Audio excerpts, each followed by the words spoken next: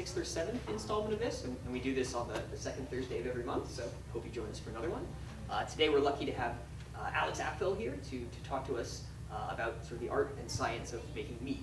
And I feel compelled to share that one of my bright spots during the pandemic was getting to bike all around town and then stop by Golden Rule over on the corner of Elm and Seymour and get to try some of the new meads Alex has made, but also just sort of hear all of the cool stories about some of the thought and trial and error that went into all of them. So I'm excited for Alex to maybe share some of those stories today.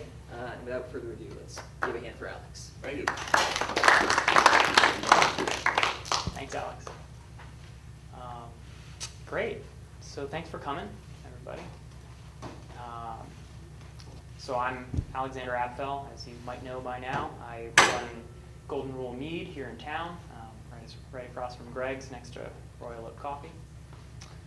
And I've been doing that for, in my 5th year of running the company. I moved into that space in March 1st of 2020, which was an interesting time to move into that space.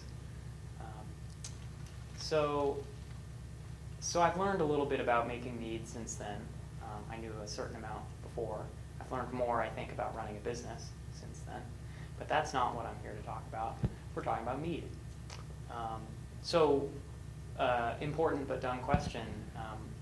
Does everybody here know what mead is? Does anyone not know what mead is? I don't know what mead is. You don't know what mead is. Excellent. So the definition that I like to give people as a business owner, but also as just a person who wants to help other people understand, is that mead is like beer or wine or cider, but it's made from honey. And I phrase it like that pretty deliberately. A lot of people will tell you that mead is honey wine or honey alcohol. And I think those definitions can be kind of misleading. Mead does not have to be like wine. Federally speaking, in the United States, mead, as a mead maker, I don't apply for a mead making license. I apply for a wine making license. So in the federal nomenclature, there's sort of fermented alcohol, either grain or not grain. Grain is beer, not grain is wine. And then there are distilled spirits, and that's its own category. So those are the three. Mead is technically wine by the federal standard, but really it is a fermented alcohol that is not distilled, that is primarily fermented from honey. So that leaves a lot of room for other, for just lots of different ways to make mead, lots of different takes on it. Mead, in a way, I mean, there's no great way to sort of establish this, but mead is might be sort of the most flexible category in terms of just all the different things that you can do with it successfully, all the other ingredients that you can use with honey successfully to create this beverage. Because mead certainly doesn't have to be just honey, water, and yeast.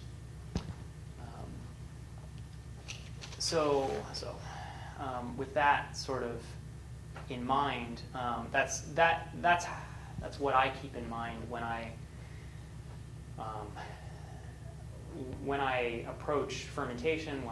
As I've been approaching this project that I do, that mead and wine and beer are all actually kind of continuous. There's this sort of like big pool that they're all in, and really the line can get pretty blurry between any one of them. Say I make a mead with where at least where 60% of the fermentable sugars are coming from honey, but the other 40% are coming from grapes. Well, it's more mead than grape wine, but the line gets pretty blurry pretty fast. I happen to sell a mead that is just over 50% sugars from honey, and the other comes from maple syrup. So what do you even call that? There is a word for it, but it's kind of a neologism, so I don't use it. So So I guess really what I hope to impart today is a pretty broad sense of what not only mead, but all of these fermented alcohols can be if we kind of get away from trying to tie them too tightly to any one particular definition. Keeping kind of an open mind about where the lines are drawn, and really that those lines are often drawn for practical purposes, like taxation, as opposed to some reason that you can't make one thing or another. There are many things you can make, whether they're worth making or not. So I guess I'll kind of ask you all. I know a little bit about the history of mead, and I'm happy to share what I know, or I can dive right into the more practical aspect of mead making. Anyone have any strong feelings about, skip the history or dive right in? History of mead. Yeah. History of mead, great. So mead, some people like to say that mead is the oldest alcoholic beverage. And I like to say that, well, I wasn't there. And furthermore, that so many alcoholic beverages really predate history. We co-evolved with alcohol. Animals have been eating fermenting fruits for eons. So it doesn't really make a lot of sense to me to try to claim mead as the oldest, or any alcohol as the oldest, because it kind of depends on where you're coming from. Certainly, though, mead is ancient, and it has gone by many names. It has occurred in many cultures. So we tend to have at least I get a lot of customers coming to me saying, "Oh, mead, isn't that like medieval, or like the Vikings drank that?" And like, yeah. But interestingly, in the medieval period was actually sort of when mead started to drop off, at least in Europe, in European history, and of course the colonial history resulting from there. Medieval Europe was the last sort of commonly, the last era in which mead was a fairly common beverage, and even then it wasn't necessarily common. It's just there. And that has a lot to do with industrialization, but we'll get to that in a second. So mead has occurred. Mead, I'm using that as a shorthand here. Honey-based alcohols have occurred in cultures all around the world that have had contact with honey, and honey comes from not just honeybees as we know them or commonly refer to them, the Apis mellifera. There are other honey-producing insects. They're all kind of bees, but the European Apis mellifera is not the only one that does it. So mead has gone by many names as well in different cultures. Some very different from mead, like Ethiopia has a sort of a honey-based alcohol called tej. The primary characteristic ingredients of tej are honey and gesho, which is a medicinal plant. Otherwise, sometimes grain is used, sometimes other ingredients are used, but it's a honey alcohol. Let's see, there's I think balche in Mexico is another honey-based. So plenty of others. But the word mead is actually a pretty ancient word itself. Interestingly enough, the Proto-Indo-European root word for mead and like honey beverages is medu. So that getting from medu to mead is not you can hear the commonality.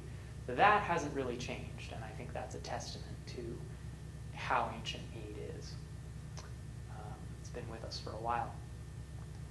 So mead gets passed down across different cultures, has different roles in society.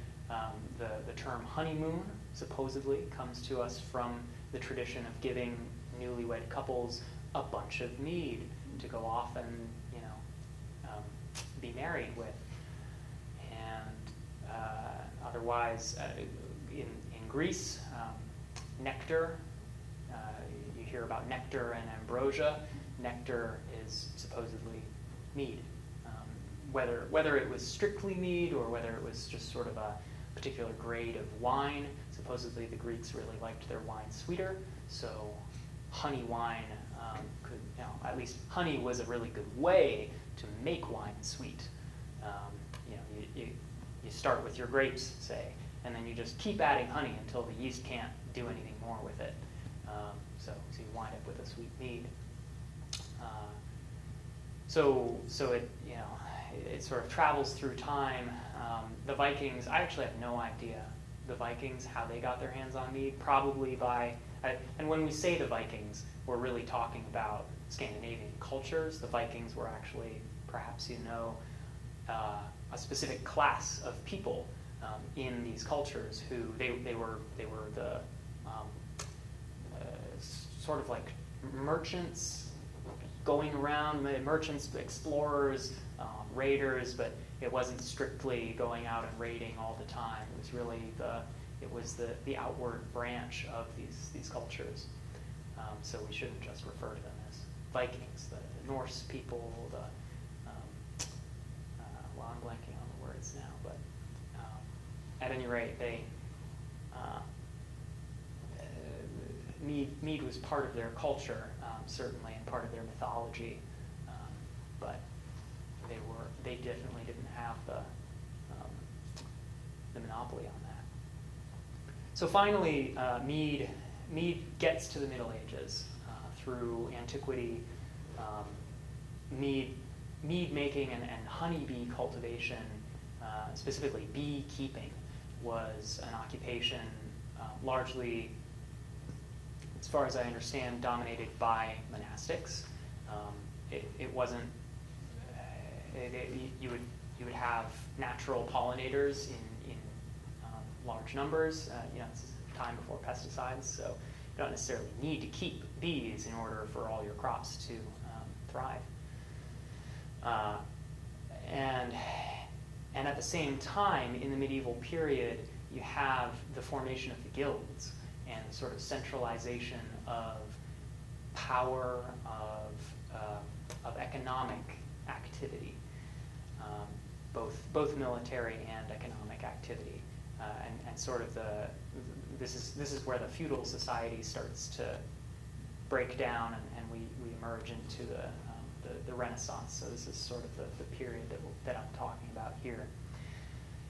During that period, and I've referred to it as an industrial period, which is certainly, you know, a few centuries before the Industrial Revolution, but already you get this centralization of what we would refer to as industry, whether it's agriculture or productive, you know, artisanry. And at that point, you have, just leading into that point, you have all these different local, hyper-local peasant traditions. It's just, you know, a fact of life at the time that it's hard to move around, and of course you're tied to your land, especially if you're a serf in a feudal setting. You literally belonged to the land. So at the time, there are all these local peasant traditions, among which are wine, alcohol. And there are many different kinds, of course, of whatever local fruit is growing. People are going to make alcohol with that. That's an easy one. So cider or berry wines, of course, grape wine. But grape wine wasn't nearly as ubiquitous back then as it is now. People wouldn't just call, say, wine and be referring to the specific thing that we're referring to these days. That comes out of this sort of industrial centralization, this process where there are sort of two, focusing in specifically on alcohol. There are the two most important questions that led to the state of things now. That is to say that we have beer and we have wine, and then we have spirits, and I'm just not even going to really touch spirits. But we have beer and we have wine, and those are very specific things. And those things came to be. Please take this with a bit of a grain of salt. I haven't, I'm not a PhD here, so it's a bit of a hot take. But those things came to be out of answering two questions. First, is it good? Do people want it? Because obviously you're not going to make something people don't want. But, so that's the most important thing. But almost just as important is, how easy is it to make? Can you make it at scale? So beer, as we know it today, is a product of barley, hops, yeast, and water. I mean, that's the straight ahead as the Germans nailed it down for us, and as the rest of Europe was happy to adopt. And wine, we have grapes, grape wine predominantly. Of course, there have been local cider traditions that have kept going. Apples are fairly easy to work with, but they have their challenges certainly.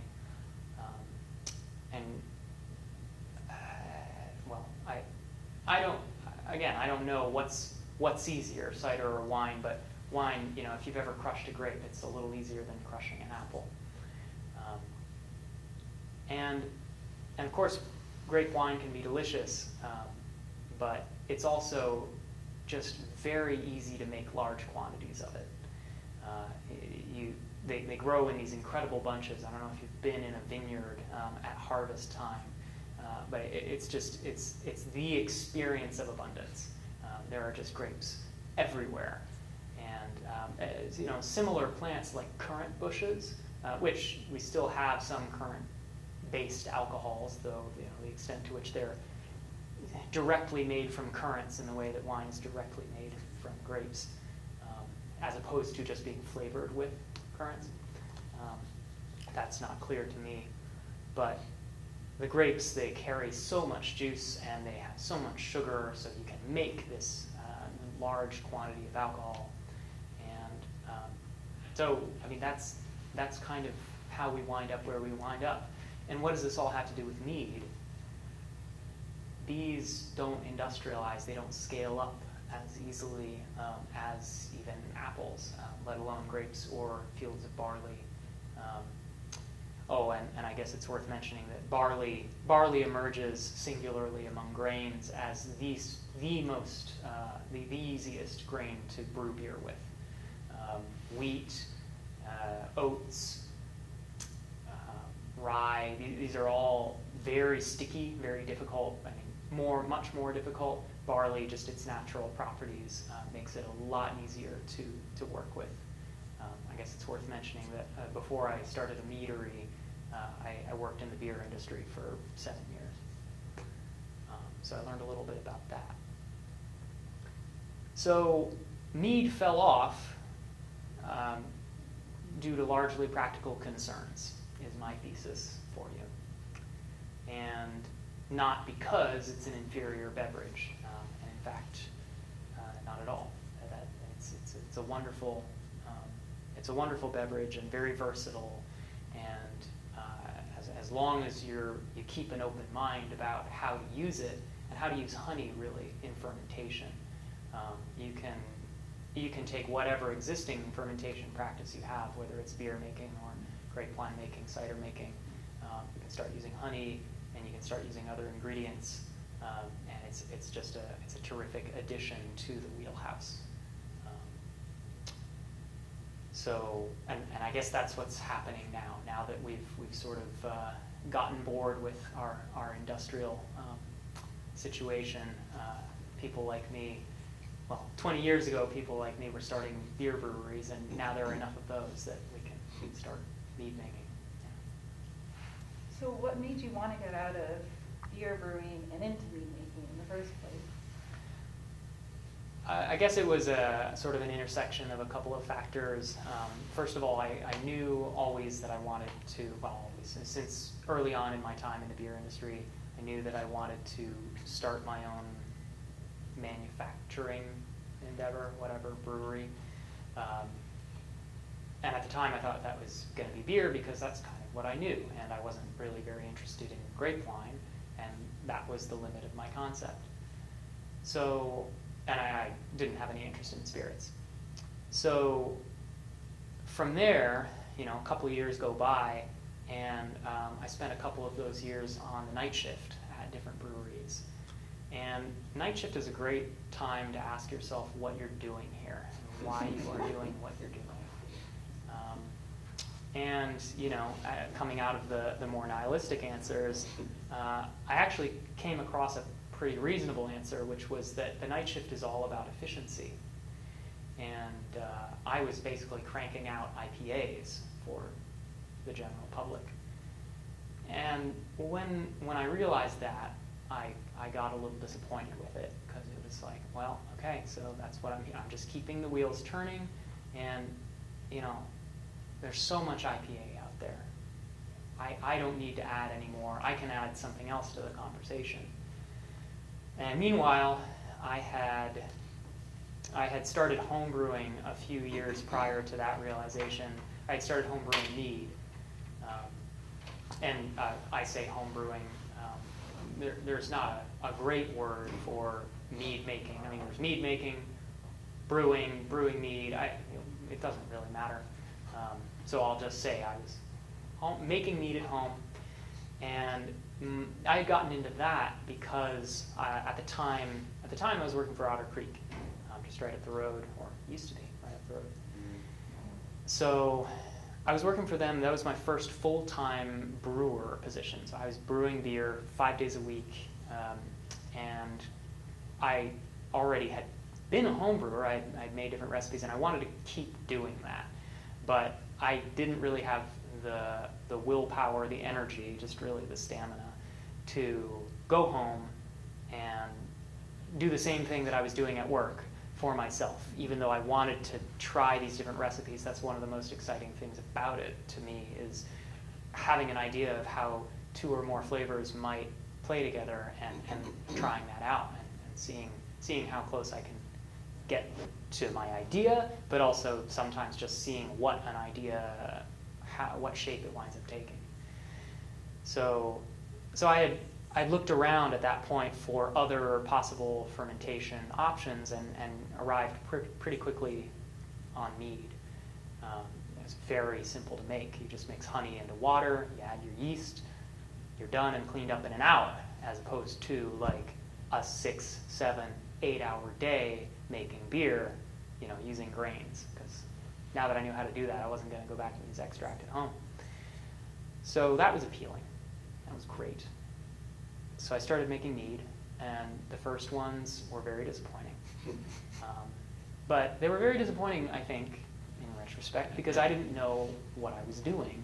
That is, I was treating the honey the way someone would treat grain, and expecting the same thing from it. Now, initially getting into mead making, the current state of the tradition, we'll say, which is misleading, because at this point there is no tradition. We are inventing the tradition right now. We're starting from scratch, pretty much.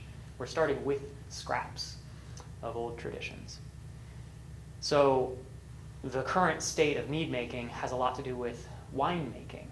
People are taking those same yeasts and those same practices, those same sort of techniques, and applying them to the honey as if the honey is grapes. And, they're making mead that is certainly worth drinking and has its merits. More on that later, I guess.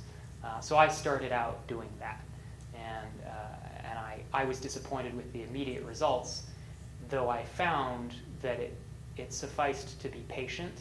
I think my second ever brew was that maple mead that I mentioned earlier, the maple and tea. And I remember when I was so excited. It had stopped fermenting, and it looked great, and it smelled kind of cool, and I went to take it out of the fermenter and put it in bottles. And normally with beer, when you do that, at that point, once it's done with active fermentation, with what's often referred to as primary fermentation, beer is more or less ready to drink. It kind of tastes how it's going to taste. It's flat, So it's very young, but it's basically there. And when I tasted the mead, it was like jet fuel, and it was just disgusting. And I thought I almost poured it down the drain, and I'm very glad I didn't. Instead, I bottled it and stuck it in the back of the closet and forgot about it for 1.5 years. And I opened a bottle at one point for kicks with a buddy. We were home brewing beer and couldn't believe how good it was. I was expecting it to be garbage, and I brought it thinking, if it's garbage, I can finally get rid of this and I can move on with my life. But it wasn't, and I have not moved on with my life. So that's in large part because of the yeast that I was using, and I used a wine yeast as I had been instructed by the literature that I had encountered at the time. And thank you for joining us, by the way. I've covered a bit of the history of mead making. These guys will fill me in later. Great. So at a certain point in my mead making, I for kicks, used an ale yeast instead of a wine yeast. And I went to bottle it, and at that point I had abandoned tasting, at the time of bottling. I just, it doesn't matter, it's going to be gross, I'm going to hate it, and I'll just wait. And for whatever reason, I tasted it and thought, that's actually pretty good. That's good right now. I had gone on a date with my then girlfriend. That night we had gone and had some wine with dinner, and we came back and we had a bottle of the mead, and we agreed we liked it better than the wine. And I'm like, She's a keeper. She's a keeper. Yeah. Oops. So that was an early discovery for me there with getting out of my concept, the concept that I had inherited from the existing literature about how mead is supposed to be made. When you say existing literature, obviously mead's been around for forever. So does that mean that there's lots of even ancient literature, or is that pretty much all lost to time and we're sort of starting anew in terms of? Well, I guess the answer is mostly the latter. There are Sumerian tablets that talk about mead. There are actually a really interesting thing that Dogfish Head, the brewery, did was they went and did a chemical analysis of pot shards and sort of reverse engineered the recipe and even the yeast. Like they took the not fossilized but the existing DNA and they revived that. They made a Jurassic Park beer basically. So you could do that if you want. I mean, that's one take on literature. But largely, the literature that exists now is sort of built on 17th, 18th century recipes, peasant recipes that were handed down, or a few that were published here and there. But it's mostly just people kind of doing the trial and error and then reporting back in. And that's been largely led by a few people, one of whom owns a very well-known meadery, well-known among fans of mead, I guess, out of Michigan, a guy named Ken Schramm, whose book, I read his book and it was useful. But he makes a note in his section on yeasts that you can use. He mentions one ale yeast, and he says can be used and makes for a fairly clean mead. Doesn't say anything about time. Doesn't say anything about the advantages of using not wine yeasts, which I think is interesting. So we're sort of verging on the technical here, which I definitely want to get into with y'all.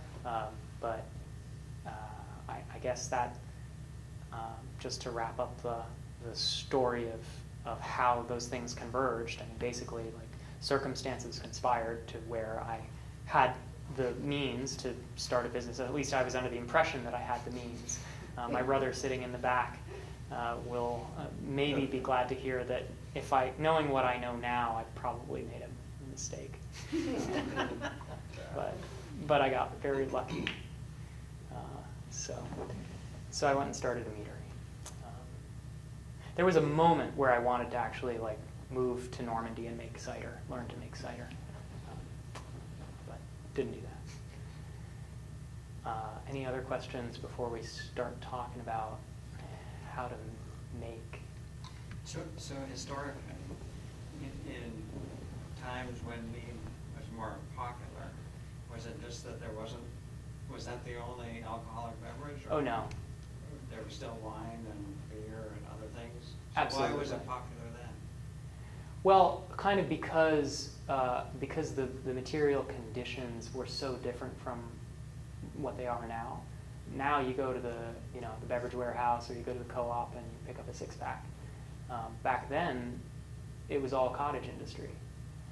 At least for many people, that was the sort of the common experience of the peasantry. So you made alcohol yourself, and you made it with what you had available. So maybe it's misleading to say that mead was popular. Popularity probably didn't have so much to do with what people were drinking as much as simple availability of different resources. So if you had bees, if you had access to honey, you would use it for various purposes, but winemaking was one of them. Yeah, you mentioned that it was cultural at some points. Definitely. I mean, you can make, again, you can make all kinds of wines with different fruits. There's this whole rich tradition before beer, the word beer, and all the baggage that has. There's a very rich tradition in Europe and elsewhere about involving grain-based alcohols. I mean, all the way back to the beginning of organized civilization, a popular theory is that agriculture began in order to make alcohol. I think that's a little reductive and simple, but that's definitely one of the perks. Ancient Egyptian laborers were paid in a simple beer. So yeah, I mean, it's kind of what you have, what you can use. That's, I don't know. That's about what I've got for that.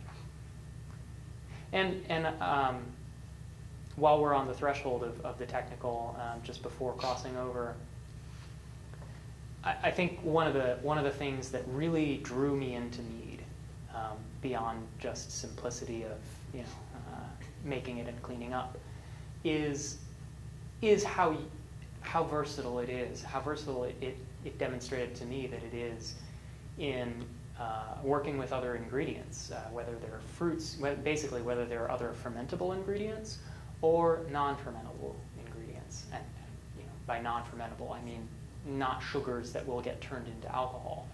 So whether that's hops, great example of a non-fermentable ingredient, but other plants, botanicals, herbs, spices,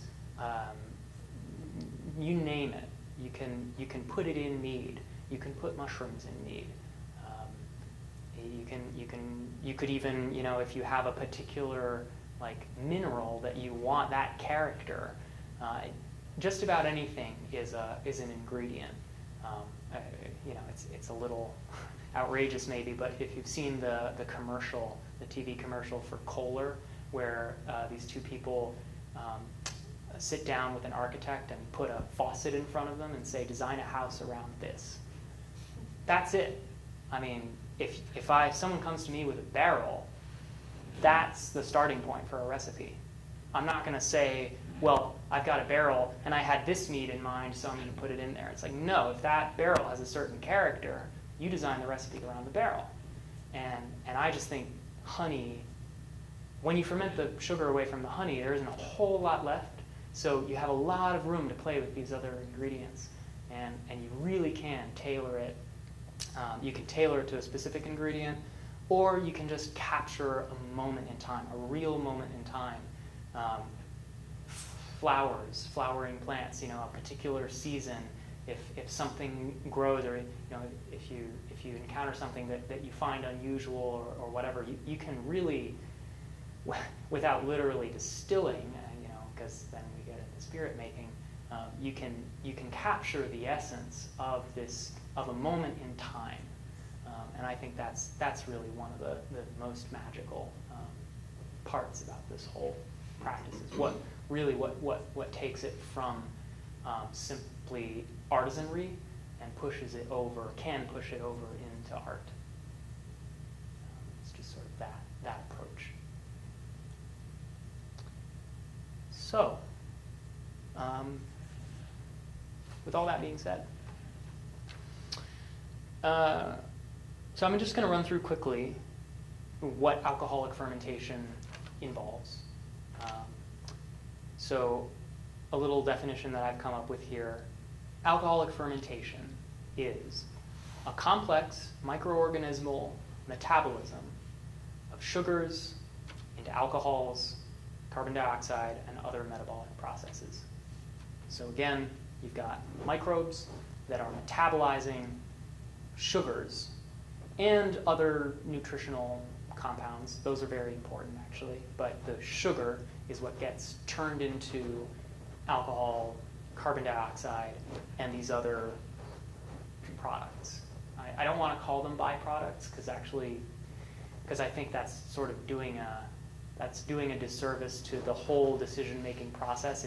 If you're making decisions about your yeast, it's not a byproduct. It's one of the whole points of this thing. So fermentation, you've got these microbes. They're breaking down the sugar, and it's an anaerobic process. What we're talking about, alcoholic fermentation, is an anaerobic process. So you mix all your stuff together, and then however you've done it, you inoculate the mix, and then you want it to you want to keep it away from air, and really, like, from that point on, you want to keep it away from air the best you can. So that the aerobic phase of the yeast's lifestyle doesn't begin again, because they do a whole other thing. And then, of course, there's also the risk of vinegaring, which has to do with sort of a different set of microbes. Fermentation occurs in, at least this sort of active fermentation occurs in 4 main phases. We'll use the board. So let's see. This is a dry erase marker. So the phases of fermentation, we have time 0. This is when you start. And not much is going to happen for a bit. This is called the lag phase. This is just sort of where the yeast is acclimating to its environment. Whatever biochemical process is involved. I don't want to get too woo about it or anthropomorphize the yeast too much, but it's sort of getting its bearings. And then it realizes what's going on, and it starts multiplying in population. So this is actually what I'm drawing is kind of a population, a viable cell count graph. So during the lag phase, it's hanging out. At a certain point, it realizes what's going on, and it starts absorbing the non-sugar, the other nutrients that are around it, especially oxygen. So a fermentation, one of the first things that's happening is all of the oxygen in the solution gets absorbed by the yeast. And it does that to produce sterols, like cholesterol. Sterols that allow, they enrich the cell membrane, and they allow this reproductive spike.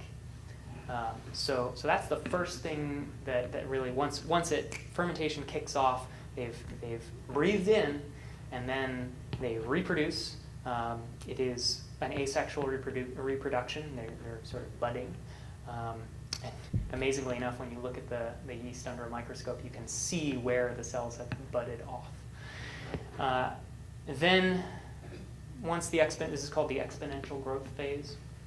Once that, okay, sure. Once that sort of tapers off,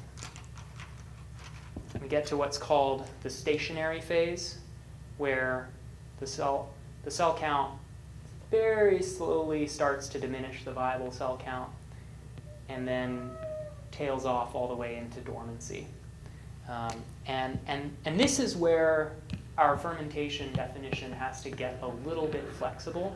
So in various homebrewing literature and forums and things, you might encounter the terms primary and secondary fermentation. And those are real terms that we can use intelligently.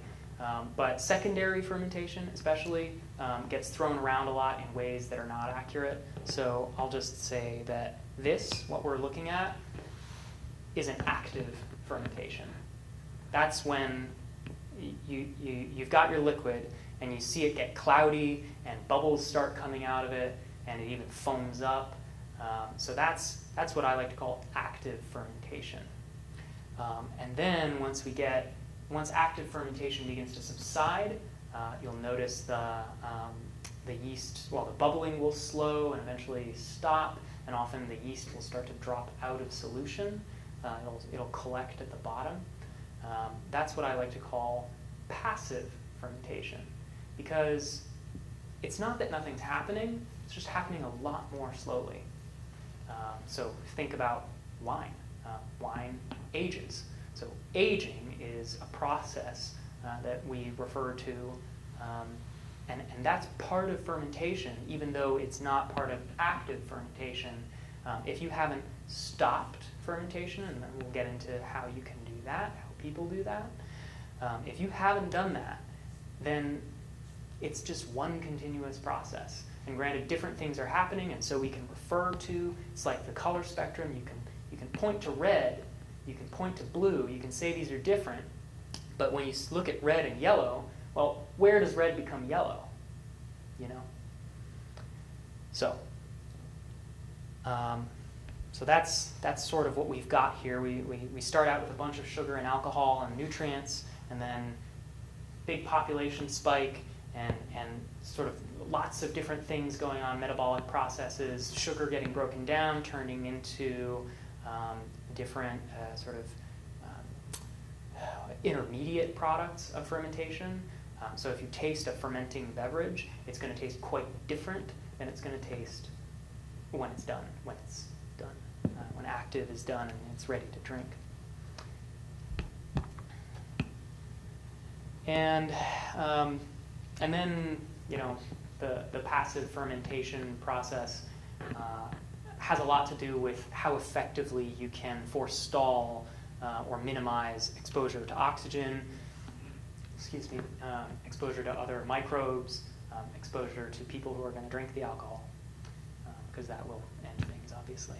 Are there ways that you are monitoring each part of this process through instruments, or is it pretty much just eyeball, like just a feel for where it is? You can do both. Are you asking me for you personally? in particular? Yeah.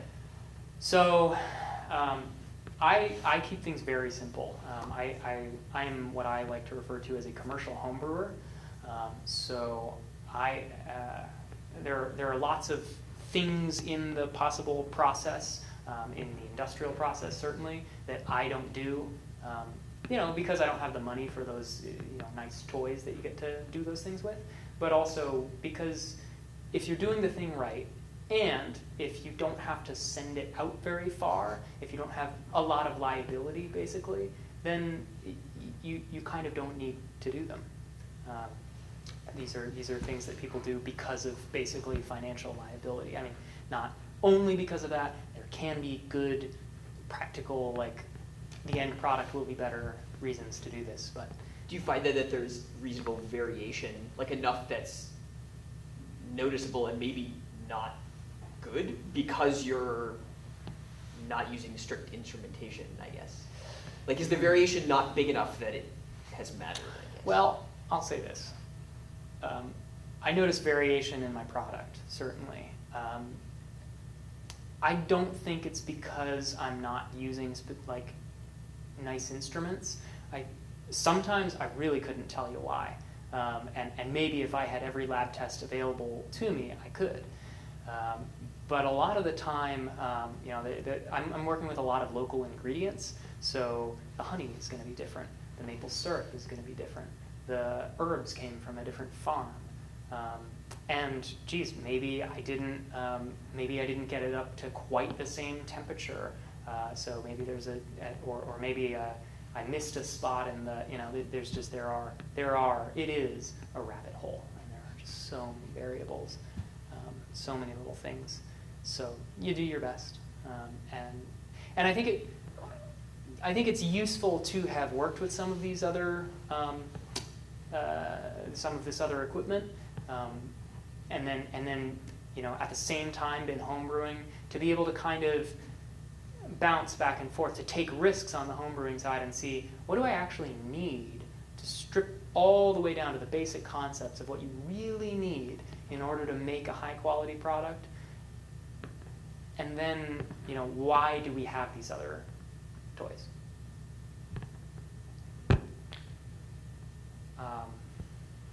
Okay, so that's sort of the basics of what is happening when we ferment something. Turning our attention then to mead. I'm ready to do that. Ask you about the passive phase. Yeah. The yeast isn't present, is that in the passive phase? Present? Is it present, yeah. Is it bottled in that, like you gave the analogy of wine? You know, you put it in a bottle and then it has to age. Yeah. Or even the mead that you talked about when you put it in your closet and then got it out and tasted it. Yeah. The yeast isn't present at that point. It definitely is. It is. Yeah.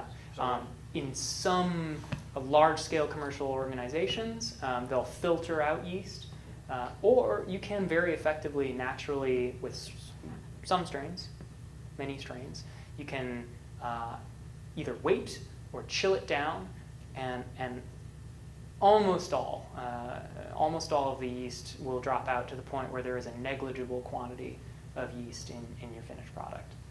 But largely, when you have a bottle of clear beer, say, and you can't see any yeast, well, there are a couple of cells in there, but it's probably been filtered or fined, and we'll, you know, get into these practices a little more. But with passive fermentation, I guess I would not call it passive fermentation if there's no yeast present.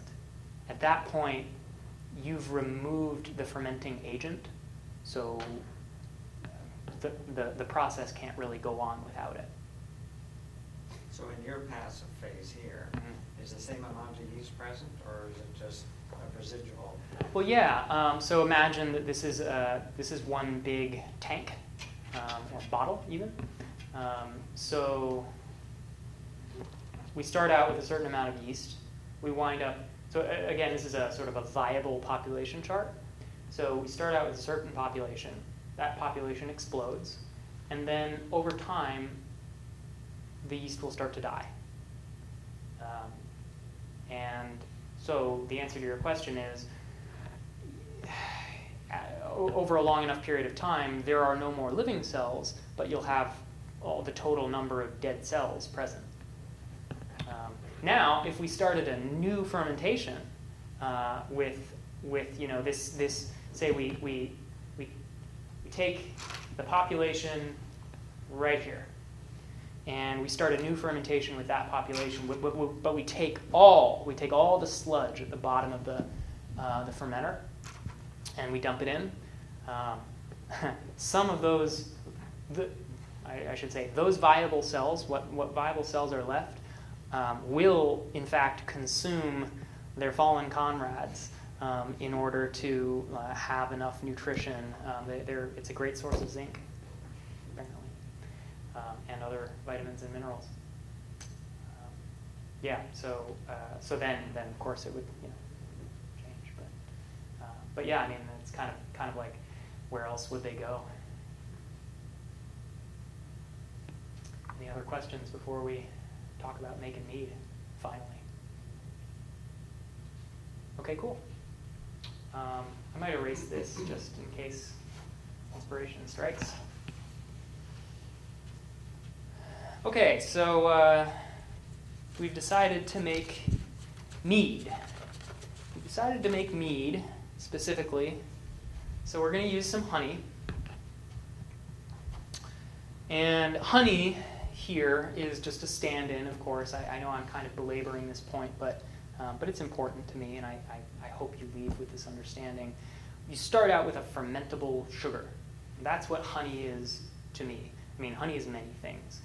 It's a beautiful ingredient, but honey is a fermentable sugar, and treating it that way, I think, has allowed me to understand mead making much more thoroughly than I otherwise would have been able to. So in this case, we've got our primary fermentable ingredient. We've got honey. Honey comes crystallized, honey comes liquid. It doesn't really matter what form it is. I like to use raw honey because there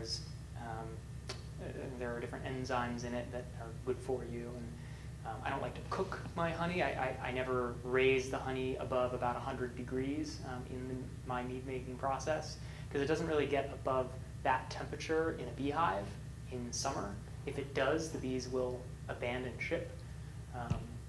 So I like to keep it below there. So honey, that's a great start. The other ingredients in mead, strictly speaking, are water and yeast. So water is many things.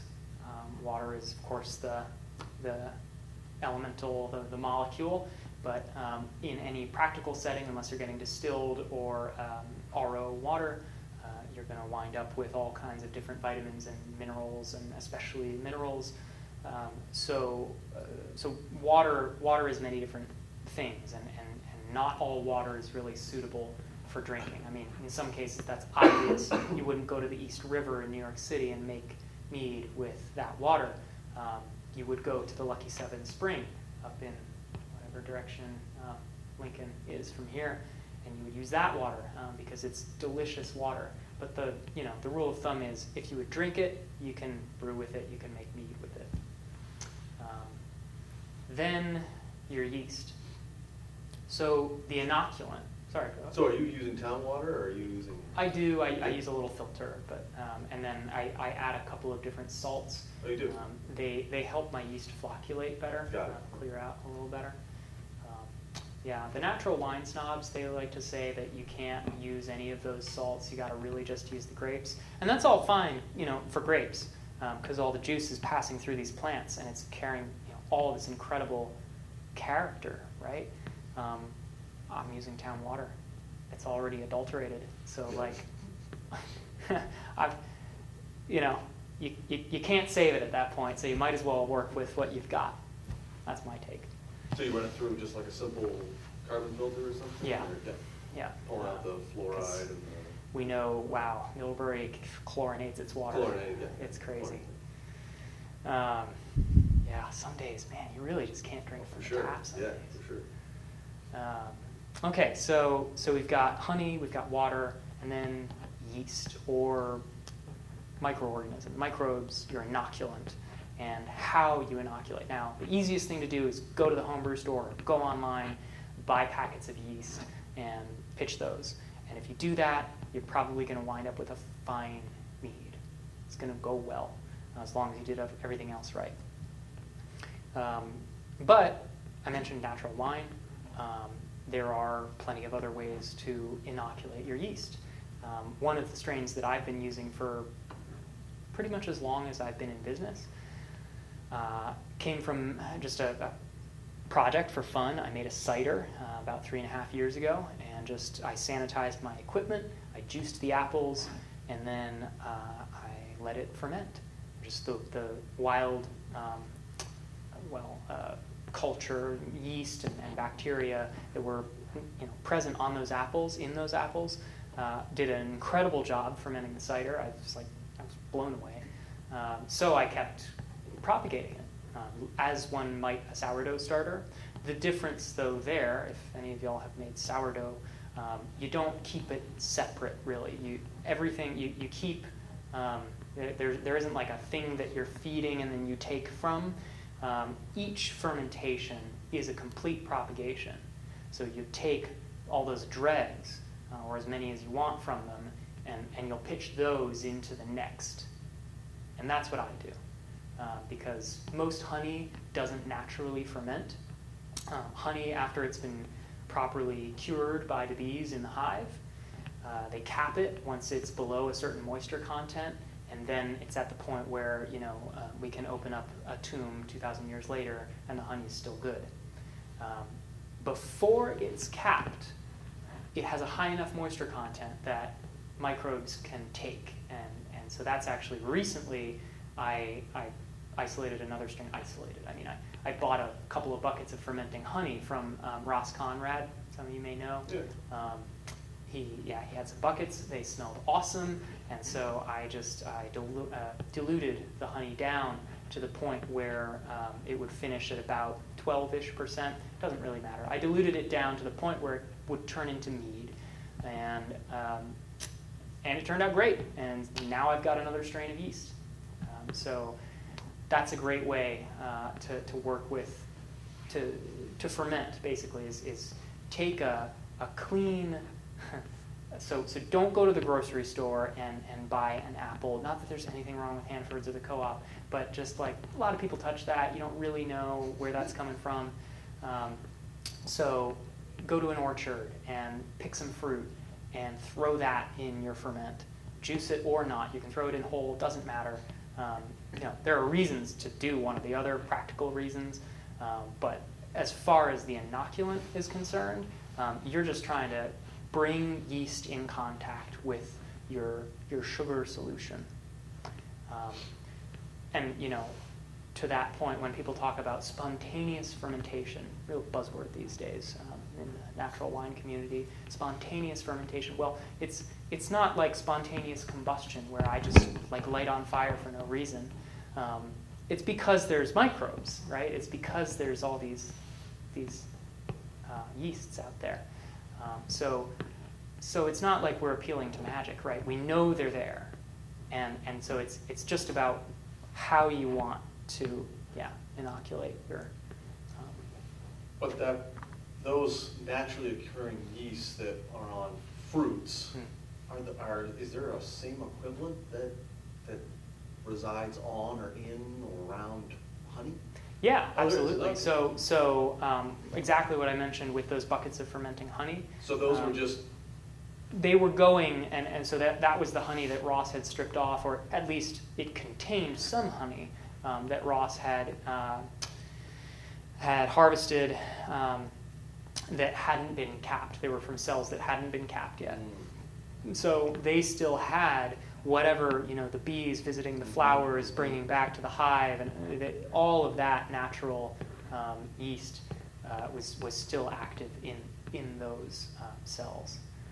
So what that means is, if you go to the store or even to Ross Conrad and you buy honey like that he's packaged and he wants to sell you as honey, that's not really going to ferment on its own. Right. Okay. Because like the antimicrobial properties of honey are such that whatever might have been thriving, not so much.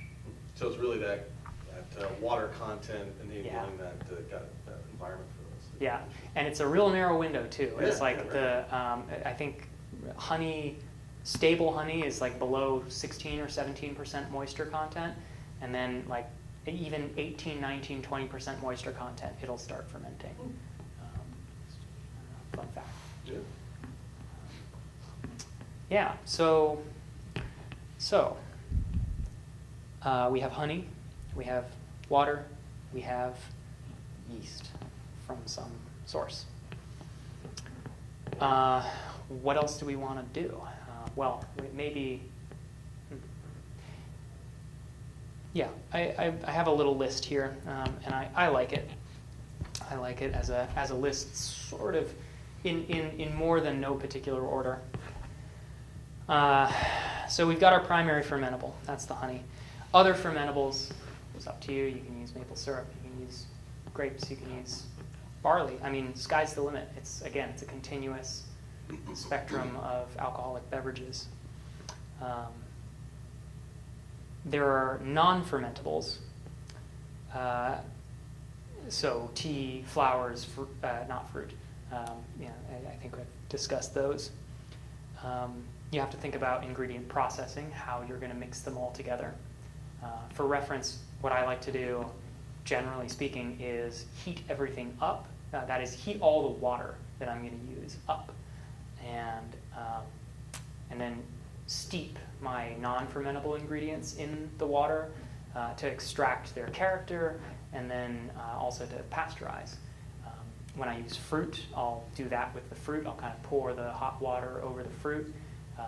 Same reason, to get all the goodies out of them, all the sugars, the nutrients, and the color, and then I'll cast away the pulp,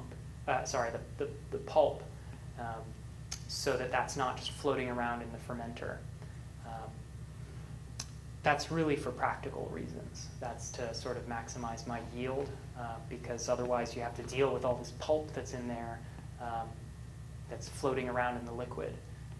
So I have a nice mesh strainer.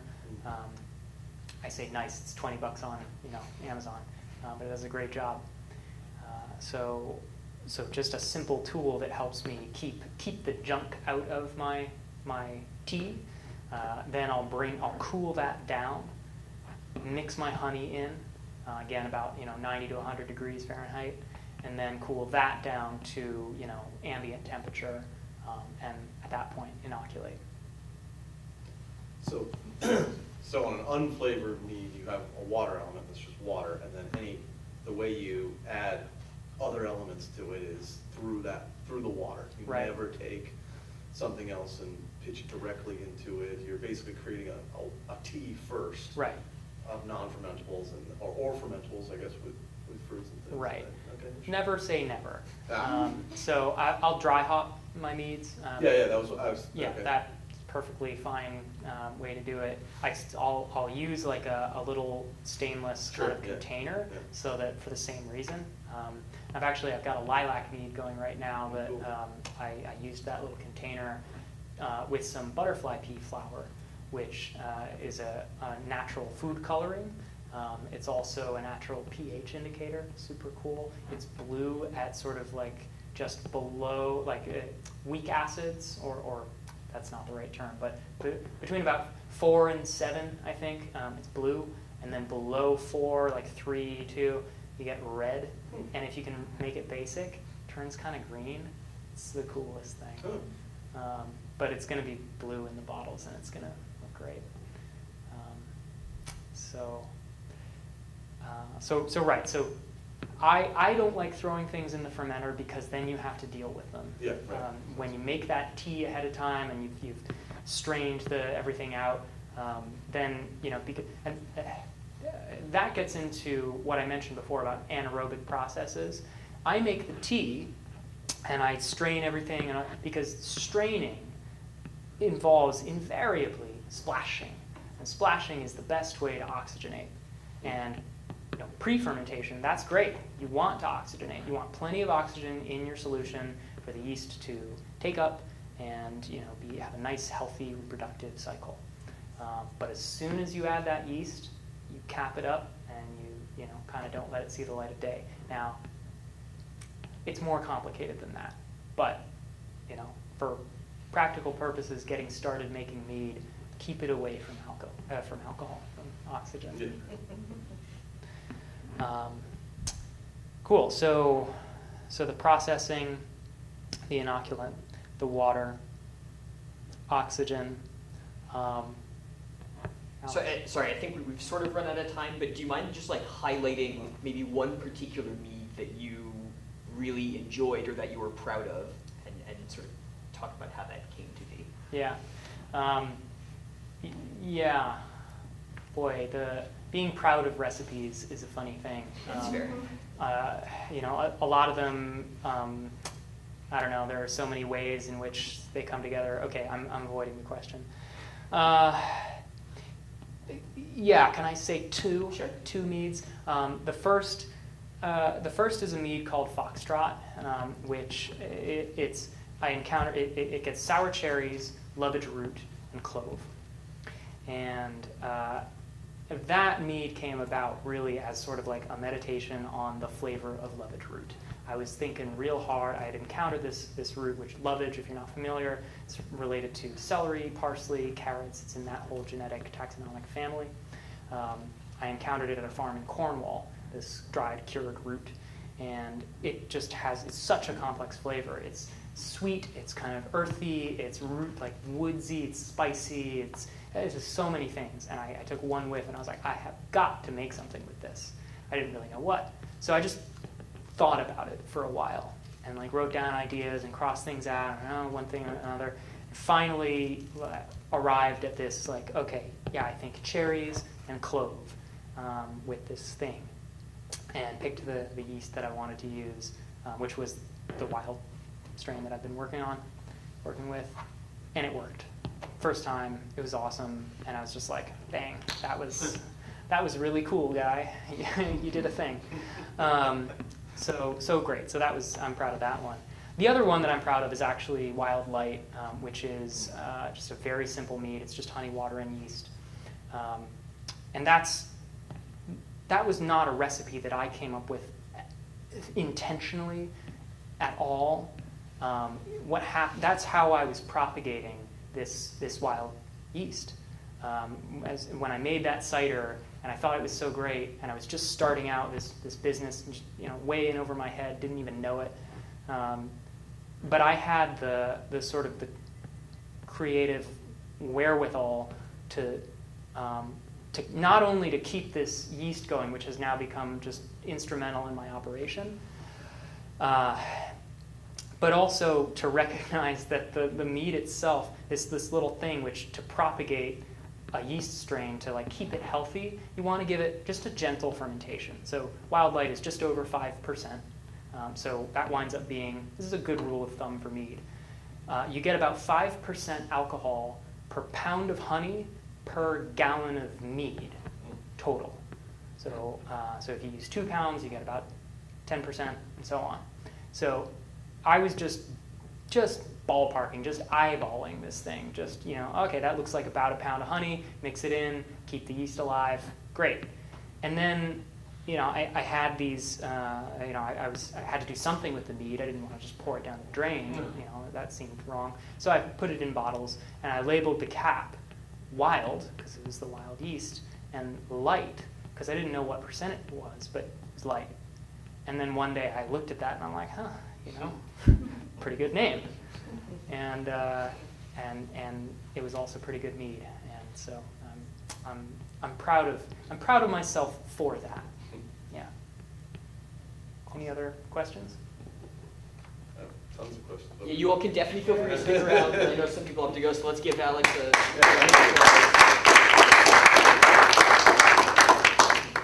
Thanks. Thanks, Alex, for coming out. Yeah, thank you. In case people want to keep this conversation